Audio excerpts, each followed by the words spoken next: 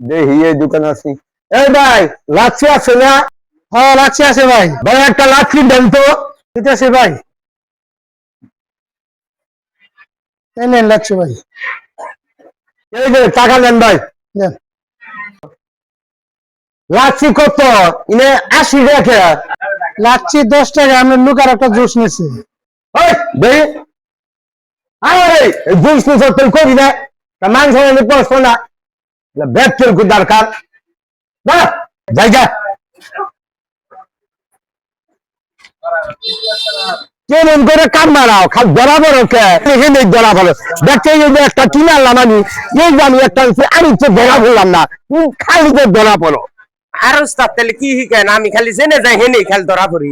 ওই পুরা রাজু দেখে কে আমার তো মুখে মানলাম না ওই আমি হাতে রাখছি